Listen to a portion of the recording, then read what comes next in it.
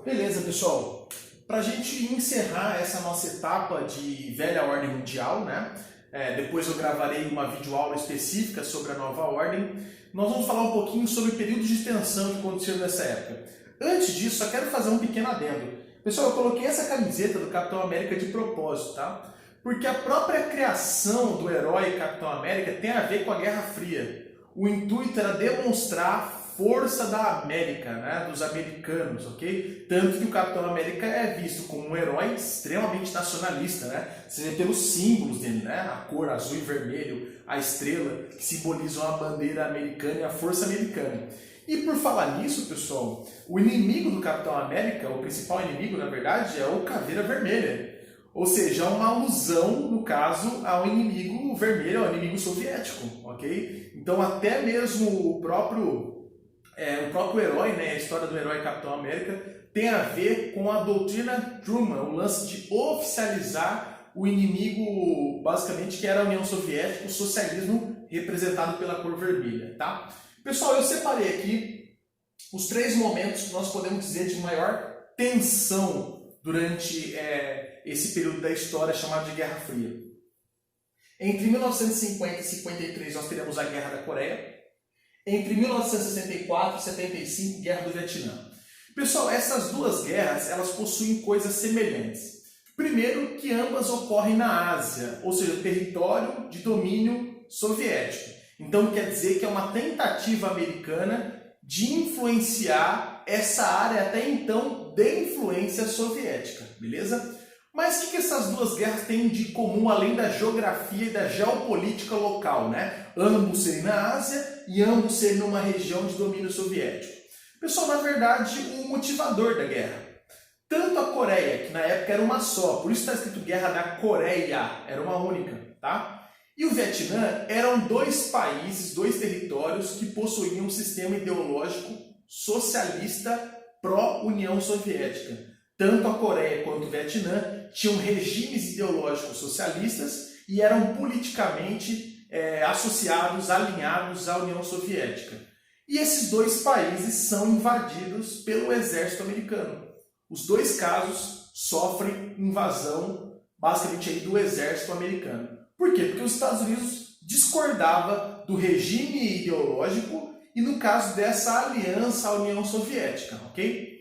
No caso das Coreias, essa guerra nunca teve um fim oficial. Apesar dos conflitos pararem em 53, nunca houve assinatura de um tratado de paz. Mas, pessoal, a história da Coreia é uma história bastante triste. Porque, na verdade, o resultado final dela, em 53, além das mortes, das perdas, né, por ter sido uma guerra sanguinária, além disso, o resultado dessa guerra, né, o que paralisou ela em 53, foi a divisão, um acordo que foi basicamente encontrado entre Coreia, Estados Unidos e União Soviética. Resolveram dividir o país e eles escolheram o paralelo à latitude 38 graus norte. 38 graus norte é a latitude que corta a península coreana ao meio. A latitude 38, ou no caso o paralelo 38 graus, é a linha imaginária que define a fronteira entre as 2 Coreias. E eu digo que é uma história, uma resolução triste, porque afinal de contas aí também ocorreu a divisão entre famílias. Mas pior, uma divisão entre famílias onde elas nunca mais se uniram. Ao contrário da Alemanha e de Berlim, que voltou a ter uma unificação depois, tanto que hoje nós temos uma Alemanha só, e eu vou mostrar quando isso vai acontecer, as Coreias nunca mais voltaram a se unir. Então, famílias que viviam no norte e parte da família que vivia no sul foram divididos e nunca mais se encontraram. Ok, pessoal? Então, Guerra das Coreias, ou Guerra da Coreia, é uma guerra marcada, então, um lado, um governo coreano pró-União Soviética de regime socialista, e do outro lado, há o exército americano invadindo a Coreia por discordar do regime político e ideológico.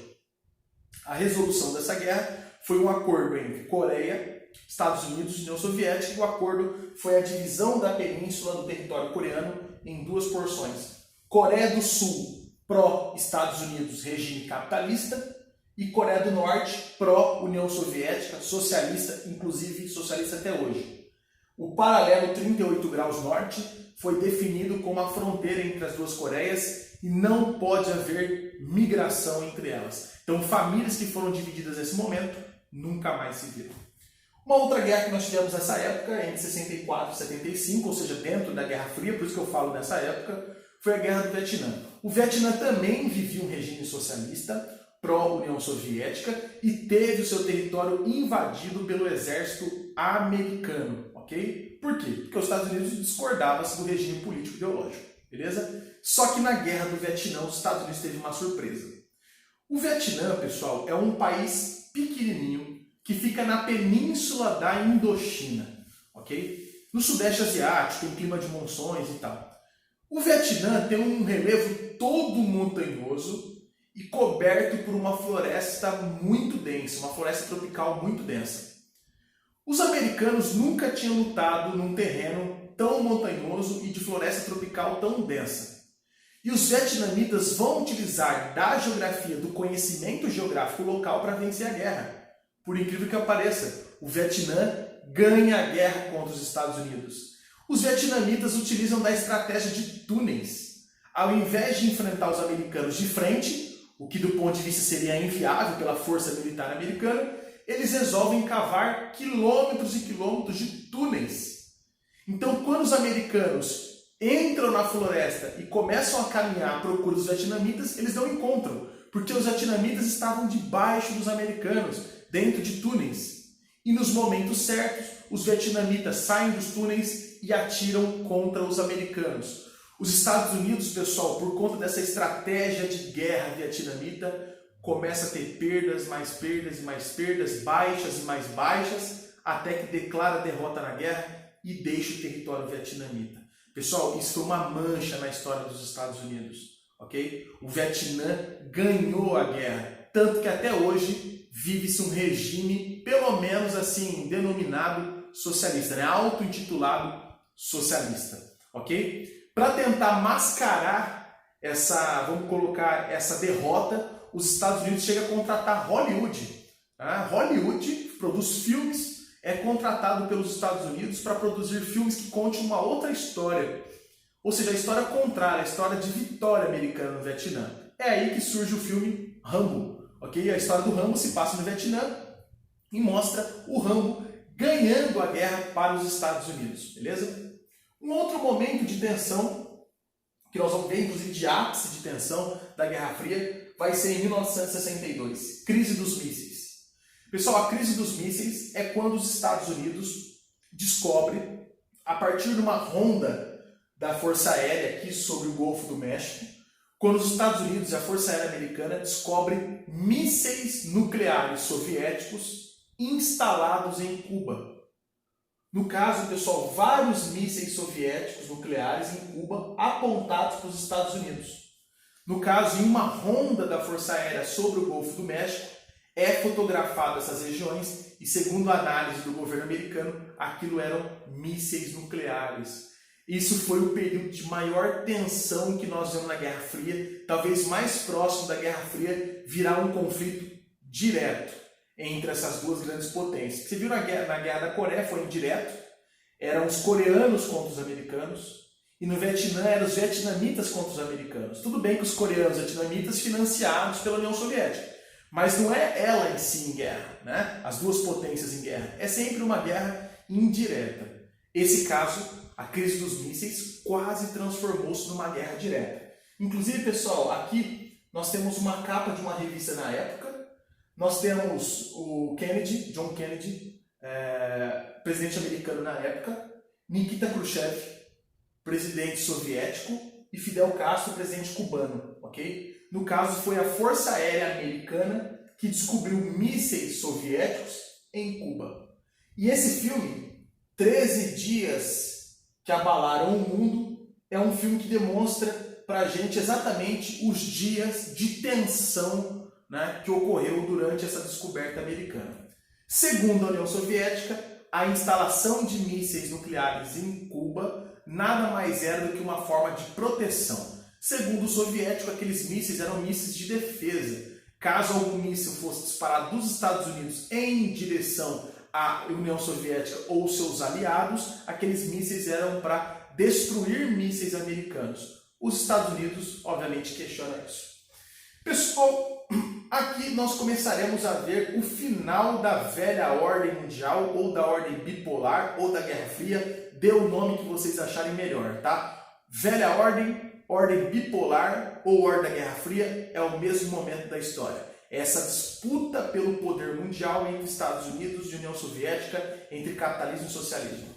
Pessoal, a União Soviética vai começar a viver, principalmente a partir da década de 80, gravíssimos problemas políticos e econômicos. Um dos problemas tem a ver com a ineficiência estatal. O Estado soviético começa a perder capacidade de gerência. Primeiro, estoura-se casos de corrupção na União Soviética, casos graves de corrupção, o que começa a levantar na população soviética um grande questionamento ao governo, ok?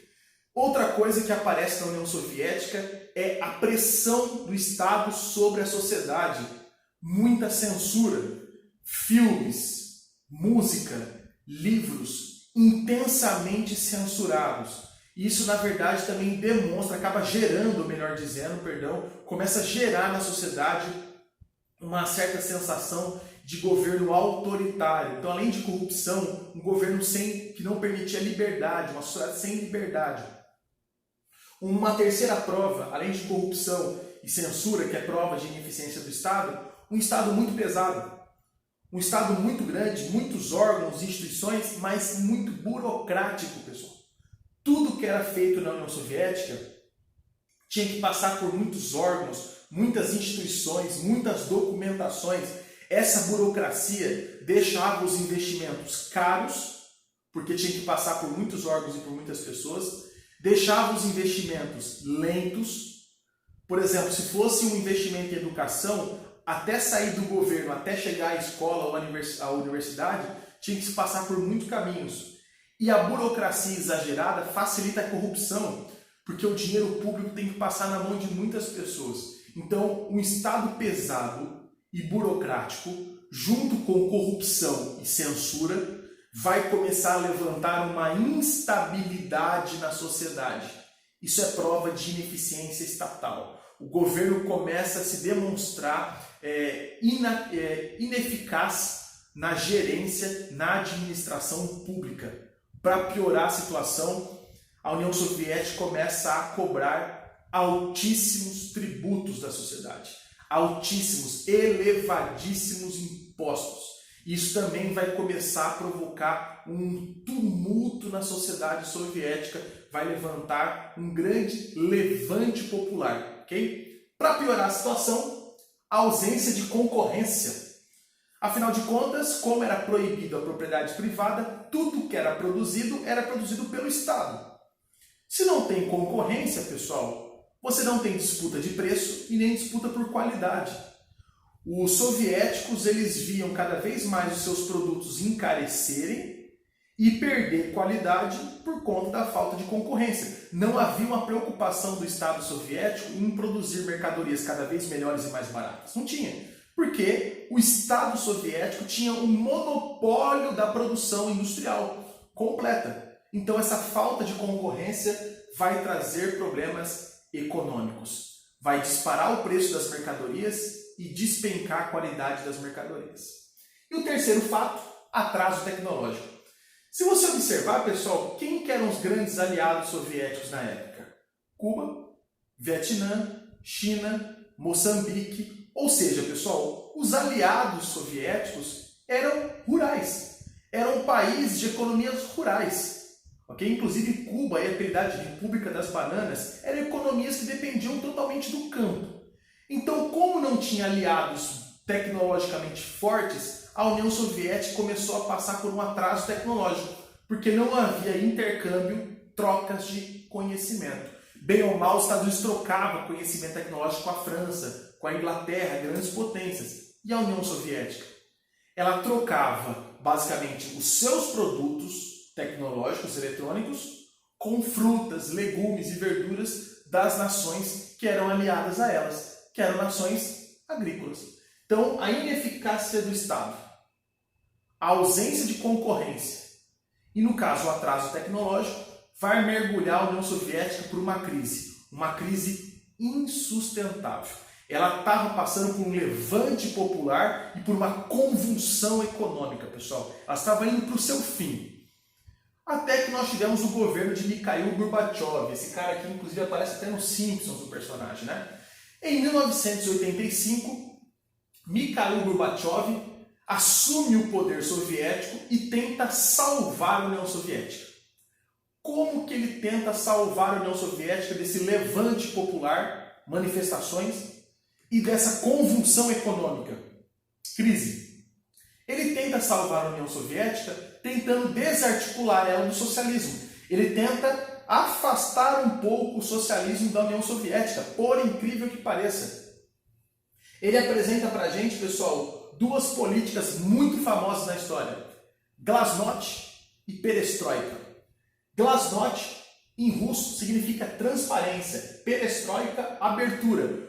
Olha como essas duas políticas é sim o afastamento do Estado da economia, é sim uma certa desestatização, um afastamento do socialismo. Glasnost, ok, seria uma política de abertura política. Primeiro de tudo, basicamente, Gorbachev ele começa a fechar e a encerrar cargos e órgãos públicos. O intuito de você fechar cargos e órgãos públicos é você permitir uma abertura política, você desburocratizar. Se você reduz o número de cargos e órgãos políticos, você pode reduzir a velocidade, basicamente, ou melhor, você pode reduzir os gastos que você tem com o Estado e você pode aumentar a velocidade dos investimentos. Como eu falei e repito, burocracia é o excesso de documentos, cargos e órgãos públicos. Reduzindo a burocracia, fechando órgãos públicos, você conseguia reduzir o custo do Estado, enxugar a máquina estatal, e você conseguia aumentar a velocidade dos investimentos. Ou seja, agora o capital investido pode ir direto da fonte do capital para a obra, para a escola, para a universidade, para o hospital. Não precisa ficar passando mais por vários órgãos e instituições públicas. Então, Glasnost, que seria uma certa abertura política, seria a desburocratização, o fechamento de órgãos e instituições públicas. Okay? E a perestroika seria a abertura econômica. Na verdade, pessoal, a perestroika nada mais é do que a possibilidade de ações capitalistas dentro da União Soviética. A partir da perestroika está validado a propriedade privada, lucro, inclusive a entrada de multinacionais. Isso é capitalismo, pessoal. Então nós podemos dizer que Glasnost e Perestroika, ou seja, abertura política e econômica, é a capitalização da União Soviética, é a desarticulação do socialismo, ou seja, o desprendimento do socialismo da União Soviética. Ela vai começar a passar por uma capitalização. O intuito de você desburocratizar e de você permitir ações capitalistas dentro da União Soviética era uma tentativa de salvá-la desse colapso que ela estava vivendo. Levantes populares, manifestações populares e essa crise econômica que se aprofundou por falta por atraso tecnológico, por falta de concorrência e assim por diante. Mas, pessoal, vai ser tarde demais. Gorbachev, ele não suporta essa pressão toda que estava sobre a União Soviética, principalmente essa pressão popular, e ele vai renunciar em 1991. Só que um pouco antes ocorre um fenômeno que é o marco do fim do socialismo. Em 1989, a queda do Muro de Berlim. Berlim se unifica e a Alemanha se unifica. Como? Com qual sistema ideológico? Capitalista americano. A queda do Muro de Berlim e a unificação da Alemanha, numa Alemanha capitalista pró-Estados Unidos, agora inteira, é sinônimo de uma derrota, de uma perda do socialismo. Por isso que muitos historiadores, como Erich Hobsbawm, consideram a queda do Muro de Berlim a derrota do socialismo e o fim da velha ordem. Pessoal, em 91 nós temos a renúncia de Gorbachev e o fim da União Soviética. A União Soviética ela se desfaz em Rússia e mais 12 nações independentes, que antes eram chamadas de União das Repúblicas Socialistas Soviéticas. Olha o nome, União de Repúblicas. Em 91, deixa de haver essa união. Nós passaremos a ter a Rússia e mais 12 nações independentes. E assim é o fim da velha ordem mundial e o começo da nova ordem que nós veremos numa próxima videoaula. Olha a queda do Muro de Berlim. Imagens da época. O primeiro contato dos alemães orientais socialistas com alemães ocidentais capitalistas. Queda do Muro de Berlim é, no caso, então, um marco histórico do fim do socialismo real soviético. Ok? Cai o muro, a Alemanha se unifica toda capitalista. Beleza? Pessoal, essa é a velha ordem mundial. Eu vou começar a gravar o vídeo sobre nova ordem que nós veremos depois na sequência. Grande abraço!